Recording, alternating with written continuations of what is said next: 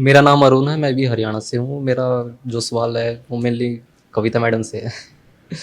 तो मैडम, मैं जैसे कि मेरे को पीएचडी करनी है, तो मेरा एक प्रोफेसर है शिवराज सिंह बेचैन करके, तो मेरे को उन्हीं के ऊपर करनी है, ताकि मैं उनको प्रेजेंट में वो तो उनको अच्छे से जान पाऊंगा मैं।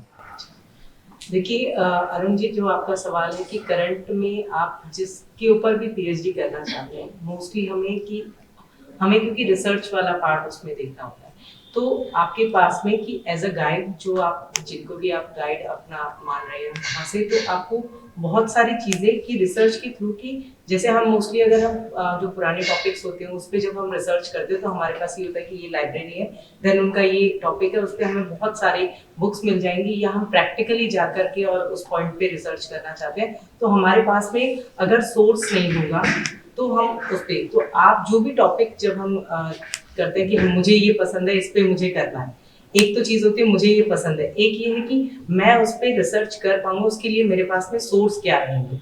तो अगर आपके पास में जैसे शिवराज सिंह बेचैन की जब आपने बात की है, तो बहुत अच्छा टॉपिक है, बहुत अच्छे लेखक हैं, अगर मैं कहूँ कि आप उनके ऊपर भी पर्टिकुलर उनके काव्य स्वरूप में, उनके आप गद्य स्वरूप में, उनके पर्टिकुलर किसी रचना के स्वरूप में, या आप उनकी जो रचनाओं में भी अगर हम बेसिकली एक टॉपिक या विषय को लें कि उनकी क्या चीज है जिसमें वो सिद्ध हस्त है, तो उस सिद्ध हस्तता को लेकर के अगर आप करना चाहते हो, हमें पहले पूरा क्लियर करना है पॉइंट, सब टॉपिक्स उसके ले लेने हैं कि मुझे पर्टिकुलर जाना किस एरिया में है, उसको आप पहले कर लीजिए क्लियर है, उसके बाद में आप रिसर्च से जुड़े फील्ड पे। जैसे वो यूनिवर्सिटी दिल्ली यूनिवर्सिटी में है, तो दिल्ली यूनिवर्सिटी क्या उन्हीं के ऊपर मतलब पीएचडी करने के लिए अलाउ करेंगी? वैसा वो कोई दिक्कत नहीं है कि आप किसी भी सिद्धहस्त या किसी भी प्रसिद्ध व्यक्ति के जो भी आपके पर्टिकुलर लेखक है उस पर अलाउ, आपको यूनिवर्सिटी के जो नॉर्म्स होंगे, रूल्स एंड रेगुलेशन होंगे, उसके अकॉर्डिंग आपको सारी चीज़ें पता चल जाएंगी कि जब आप पीएचडी करेंगे तो कि इस पे अलाउ होगा नहीं होगा, एक्सेट्रा एक्सेट्रा, और जिन पे आप करना चाहते हो उनसे भी आपको एक मेरे आपसे मैम लोग या फिर सर जो है हाँ, बता पाएंगे कि इज इट हमारे साथ में आज डीयू से आपको कुछ आइडिया इसके बारे में कि can we go for this particular Arun Yes, ma'am. Arun पहले तो you have to clear the written, do you have GRF? आपके पास नो जीआरएफ है? Ma'am, NET. तो जब पीएचडी रिसर्च की बात आती है तो यूनिवर्सिटीज दो पोस्ट पे सीट निकालती है, एक है जीआरएफ पोस्ट पे कि जो जूनियर रिसर्च फेलोशिप इनके पास है उसके लिए सीट्स आती है, तो उसमें डायरेक्ट एंट्री होती है, you don't have to appear for a entrance test, तो उसमें आप डायरेक्टली इंटरव्यू पे अपीयर हो सकते हैं। तो जब आप इंटरव्यू पे मैं दोनों का ही एक्सप्लेन करूंगी, तो start with the GRF course. So when you are appearing directly for the interview, so you are supposed to prepare a synopsis of your research interest.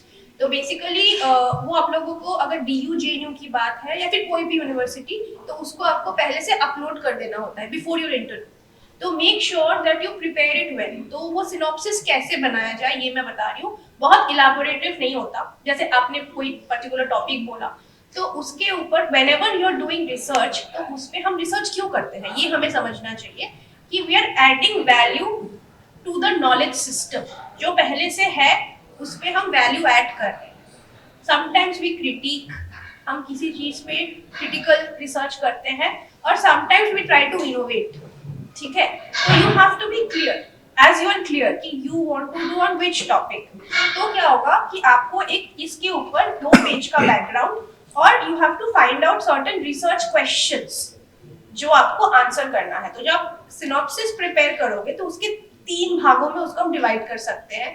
First of all कि आप उसके background के बारे में बोलोगे, जैसे कि आपने कोई टॉपिक बोला, उसके ऊपर पहले क्या क्या रिसर्च हो रखा है, इसको आपको आपके सिनॉप्सिस के बैकग्राउंड में लिखना है, ठीक है?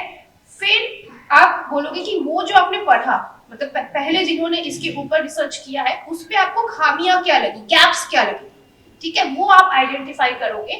फिर ये होगा आपका बैकग्राउंड, जो कि ना 2 पेज 3 पेज के अंदर आपको एक्सप्लेन करके लिखना है। फिर जो नेक्स्ट पार्ट आएगा वो होगा कि क्वेश्चंस। तो आप ऐसे ही बहुत मिनिमम हो तो 4 और मैक्सिमम हो तो 6 ऐसे क्वेश्चंस आप आइडेंटिफाई करो कि आपको कौन कौन से पर्टिकुलर क्वेश्चंस पे आपको आपका पूरा पीएचडी होगा, पूरा थीसिस होगा। तो आप ये आइडेंटिफाई कीजिए, और वो जेन्युइनली कैसे दर्शाता है to the value addition to the knowledge system. समझ में आ रहा है? जैसे मैं पॉलिटिकल साइंस की हूँ, अगर मैं पर्टिकुलरली इंटरनेशनल रिलेशंस में मेरा पीएचडी हो रहा है, तो अगर मैं अपनी पीएचडी टॉपिक के बारे में आप लोगों को बताऊं तो मेरा पीएचडी टॉपिक है इंटरनेशनल स्टेट बिल्डिंग। ये एक थियोरेटिकल कॉन्सेप्ट है और एक प्रैक्टिस भी है जो यूएन सिस्टम और बहुत सारे इंटरनेशनल एजेंसीज और स्टेट्स मिलके करते हैं। तो मेरा जो केस स्टडी है वो इराक पे है।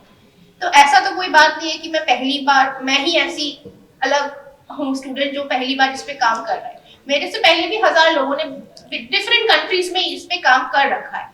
But what is distinguished in my work, I have to find that out. तो जैसे कि ना 20 साल हो गए, मैं अपना एग्जांपल दे रही हूँ ताकि आप लोगों को समझ पाए कि 20 साल हो गया 2003 से कि सद्दाम हुसैन का जो रेजीम था इराक में वो खत्म हो गया। तो मेरा फर्स्ट आइडिया ये है कि 20 साल में क्या बदला, ठीक है, और गैप्स क्या है जो अमेरिका ने जिस सोच के साथ उसको शुरू किया था। 20 साल काफी बड़ा पीरियड होता है आइडेंटिफाई करने के लिए कि जिस विचार के साथ अमेरिका ने किया था वो सक्सेसफुल है या नहीं। तो adding value to the knowledge system, कि मैं इसको क्रिटिक कर रही हूँ कि ये ठीक है या गलत है, तो आपको भी ऐसे आइडेंटिफाई करना है कि आप जो रिसर्च कर रहे हो उसमें गैप्स क्या है और उसका उत्तर आपको अपने थीसिस में देना है, ठीक है। और थर्ड पार्ट है कि मेथोडोलॉजी, आप रिसर्च करोगे कैसे, ठीक है। तो 2 टाइप के मेथड्स होते हैं अगर बहुत कन्वेंशनल देखें कि एक होता है qualitative and quantitative methodology, descriptive and analytical. आप किसी चीज को डिस्क्राइब कर रहे हो, किसी चीज को एनालाइज कर रहे हो, किसी चीज को क्रिटिसाइज कर रहे हो, तो ये आपके मेथोडोलॉजी जो कि एक पैराग्राफ में आपको लिखना होगा। तो ऐसे अगर अपने सिनॉप्सिस को आप 3 भागों में मतलब डिवाइड करके बनाओ तो इंटरव्यू जो लेंगे, जो टीचर्स होंगे, उनको आप क्लियरली बता पा रहे हो कि आप किस चीज पे काम करना चाहते हो। और क्या होता है जब इंटरव्यू में आप जाते हो तो 2 चीज पे इंटरव्यू होता है। एक होता है आपके सिनॉप्सिस से वो सवाल पूछेंगे कि आपने जो सिनॉप्सिस बनाया, इसीलिए सिनॉप्सिस खुद से बनाइए और क्लियर आइडिया लेके जाइए कि आपको करना क्या है, ठीक है, जिससे वो लोग मतलब आप अपना आपके विषय आप क्लियरली रख सको। और दूसरा होता है कि आपके सब्जेक्ट इंटरेस्ट के ऊपर वो क्वेश्चंस रहे, ठीक है। जैसे कि ना मतलब अगर आप पॉलिटिकल साइंस पे जा रहे हो तो पॉलिटिकल साइंस पर्टिकुलरली अगर आईआर के ऊपर आपका टॉपिक है तो वो उसी पे आपसे पूछेंगे। क्योंकि देखिए एक स्ट्रैटेजी मैं बता रही हूँ कि कोई भी इंटरव्यूअर है वो एक दिन में बहुत सारे इंटरव्यूज ले रहे हैं, ठीक है। उनके पास आप कोई यूनिक नहीं हो, बट आपके पास जो चांस है वो आपके लिए यूनिक है। तो इस विषय पर ध्यान रखिएगा कि उसी 5 मिनट या 10 मिनट जो भी आपको मिलेगा आपको स्टैंड आउट करना है, ठीक है। वो उतने इंटरेस्ट अगर ना भी ले, बट आप अपने सिनॉप्सिस, आपके आंसर्स से उनको अपने आप को स्टैंड आउट करना है। If I'm allowed, can I tell my story? Like जब मैंने PhD के लिए अप्लाई किया था JNU में तो 130 लोगों को बुलाया गया था इंटरव्यू में और 13 सीट थे और मेरा 130वां नंबर था। I was the last person to give interview और the last day। आप सोचिए पूरे हफ्ते से इंटरव्यू हो रहा है और इंटरव्यूअर्स कितने थक चुके होंगे और लास्ट का क्या मतलब है, बस आप जाओ 5 मिनट में लिपटा के आपको छोड़ दे।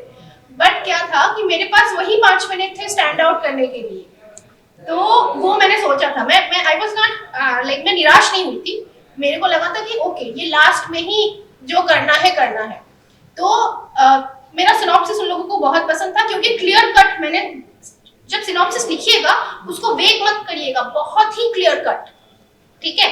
और उसको आपको पहले तो आप जब अंदर जाओगे तो आपको 30 सेकंड में उसको एक्सप्लेन करना है, तो उसको आप एक माइंड में कर भी लीजिएगा कि आप 30 सेकंड में अपने 3-4 पेज का जो सिनॉप्सिस है उसको कैसे एक्सप्लेन कीजिएगा और उसके ऊपर ही सवाल पूछा जाए तो आप उस पे तो क्लियर उत्तर दीजिए, ठीक है। तो आप किस विषय पे काम करना चाह रहे हो वो आपके पास जितना क्लियर होगा, ठीक है, आपके चांसेस उतने ही बढ़ेंगे।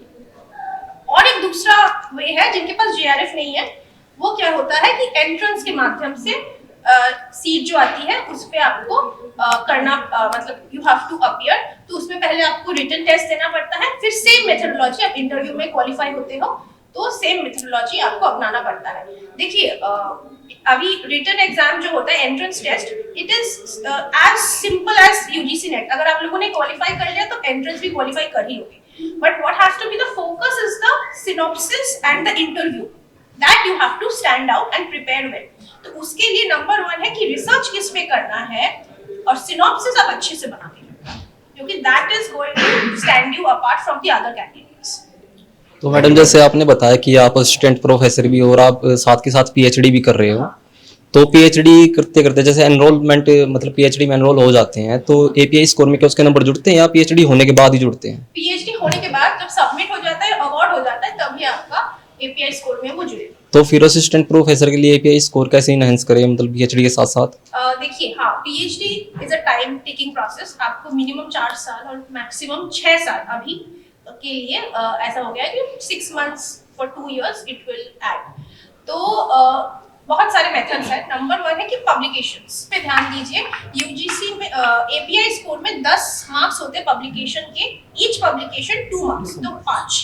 तो आप कोशिश कीजिए कि साइमल्टेनियसली अगर इवन पीएचडी भी ना हो तो देयर अभी तो यूजीसी केयर लिस्ट एक आता है, वेबसाइट पे अवेलेबल है, उसमें जर्नल्स की लिस्ट है, या फिर पीयर रिव्यूड जर्नल्स के भी वो स्कोर काउंट करते हैं। तो आप कोशिश कीजिए कि पीयर रिव्यूड जर्नल्स में आप लिखिए, बट ऑफ कोर्स कोई पहले दिन से ही स्टैंड आउट नहीं करता। You have to practice practice practice. ऐसा नहीं है आप अपनी जिंदगी का सबसे पहला आर्टिकल लिखोगे तो एक बहुत ही अच्छे स्कोपर्स जर्नल में पब्लिश हो जाए या फिर एकदम से ऐसा। तो आई वुड सजेस्ट यू कि शुरू कीजिए छोटे चीज से। आप कोई कंटेम्प्रेरी विषय पे ब्लॉग्स लिखिए, लिखते जाइए लिखते जाइए। एक महीने में आप सोचिए कि एक ब्लॉग लिख लूं, ठीक है, या फिर कोई कमेंट लिखूं। पहले छोटी चीज से शुरू कीजिए, तो उसमें क्या होता है आपकी क्रिटिकल एबिलिटीज बढ़ती है। बट जब आप लोग जर्नल के लिए या फिर कोई पीयर रिव्यूड या फिर यूजीसी केयर लिस्ट जर्नल पे लिखते हो, that is not a commentary और एन ओपिनियन और ओपेड, ठीक है। उसमें क्या है, it is more academically inclined. तो आई वुड सजेस्ट कि आप पहले छोटे छोटे माध्यमों में, बहुत आजकल तो इंटरनेट के जमाने में टू मेनी वेज कि आप ओपेड लिख सकते हो, ब्लॉग लिख सकते हो। तो उससे शुरू करते करते क्या होगा, आपकी क्रिटिकल थिंकिंग बढ़ता जाएगा। आप देखिएगा, यू टेस्टेड बाय योरसेल्फ। आप पहले दिन जो पहला आर्टिकल लिखोगे और आप जब 4th आर्टिकल लिखोगे, उसमें आपकी एनालिटिकल स्किल्स काफी बढ़ जाएंगी। आप लोगों ने रविंद्रनाथ टैगोर का नाम सुना है?